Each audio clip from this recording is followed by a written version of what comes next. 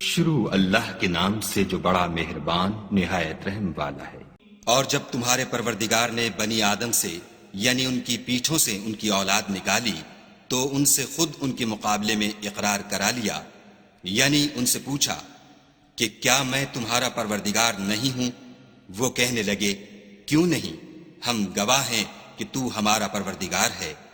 یہ اقرار اس لیے کرایا تھا کہ قیامت کے دن کہیں یوں نہ کہنے لگو کہ ہم کو تو اس کی خبر ہی نہ تھی، یا یہ نہ کہو کہ شرک تو پہلے ہمارے بڑوں نے کیا تھا اور ہم تو ان کی اولاد تھے جو ان کے بعد پیدا ہوئے، تو کیا جو کام اہل باطل کرتے رہے اس کے بدلے تو ہمیں ہلاک کرتا ہے؟ اور اسی طرح ہم اپنی آیتیں کھول کھول کر بیان کرتے ہیں تاکہ یہ رجوع کریں۔ اور ان کو اس شخص کا حال پڑھ کر سنا دو جس کو ہم نے اپنی آیتیں عطا فرمائیں اور ہفت پارچہ علم شرائع سے مزین کیا تو اس نے ان کو اتار دیا، پھر شیطان اس کے پیچھے لگا تو وہ گمراہوں میں ہو گیا۔ اور اگر ہم چاہتے تو ان آیتوں سے اس کے درجے کو بلند کر دیتے، مگر وہ تو پستی کی طرف مائل ہو گیا اور اپنی خواہش کے پیچھے چل پڑا، تو اس کی مثال کتے کی سی ہو گئی کہ اگر سختی کرو تو زبان نکالے رہے اور یوں ہی چھوڑ دو تو بھی زبان نکالے رہے۔ یہی مثال ان لوگوں کی ہے جنہوں نے ہماری آیتوں کو جھٹلایا، تو ان سے یہ قصہ بیان کر دو تاکہ وہ فکر کریں۔ جن لوگوں نے ہماری آیتوں کی تکذیب کی ان کی مثال بری ہے، اور انہوں نے نقصان کیا تو اپنا ہی کیا۔ جس کو خدا ہدایت دے وہی راہ یاب ہے، اور جس کو گمراہ کرے تو ایسے ہی لوگ نقصان اٹھانے والے ہیں۔ اور ہم نے بہت سے جن اور انسان دوزخ کے لیے پیدا کیے ہیں، ان کے دل ہیں لیکن ان سے سمجھتے نہیں، اور ان کی آنکھیں ہیں مگر ان سے دیکھتے نہیں، اور ان کے کان ہیں پر ان سے سنتے نہیں۔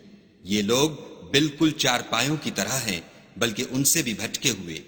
یہی وہ ہیں جو غفلت میں پڑے ہوئے ہیں۔ اور خدا کے سب نام اچھے ہی اچھے ہیں تو اس کو اس کے ناموں سے پکارا کرو، اور جو لوگ اس کے ناموں میں کجی اختیار کرتے ہیں ان کو چھوڑ دو، وہ جو کچھ کر رہے ہیں ان قریب اس کی سزا پائیں گے۔ اور ہماری مخلوقات میں سے ایک وہ لوگ ہیں جو حق کا رستہ بتاتے ہیں اور اسی کے ساتھ انصاف کرتے ہیں۔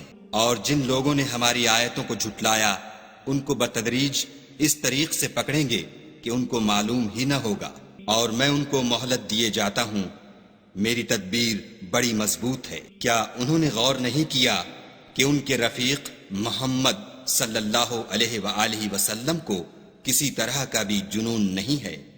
وہ تو ظاہر ظہور ڈر سنانے والے ہیں۔ کیا انہوں نے آسمان اور زمین کی بادشاہت میں اور جو چیزیں خدا نے پیدا کی ہیں ان پر نظر نہیں کی، اور اس بات پر خیال نہیں کیا کہ عجب نہیں ان کی موت کا وقت نزدیک پہنچ گیا ہو تو اس کے بعد وہ اور کس بات پر ایمان لائیں گے؟ جس شخص کو خدا گمراہ کرے اس کو کوئی ہدایت دینے والا نہیں، اور وہ ان گمراہوں کو چھوڑے رکھتا ہے کہ اپنی سرکشی میں پڑے بہکتے رہیں۔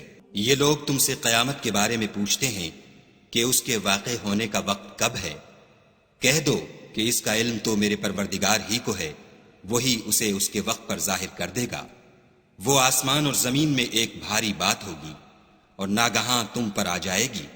یہ تم سے اس طرح دریافت کرتے ہیں کہ گویا تم اس سے بخوبی واقف ہو۔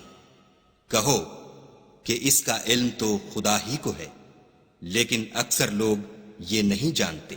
کہہ دو کہ میں اپنے فائدے اور نقصان کا کچھ بھی اختیار نہیں رکھتا مگر جو خدا چاہے، اور اگر میں غیب کی باتیں جانتا ہوتا تو بہت سے فائدے جمع کر لیتا اور مجھ کو کوئی تکلیف نہ پہنچتی۔ میں تو مومنوں کو ڈر اور خوشخبری سنانے والا ہوں۔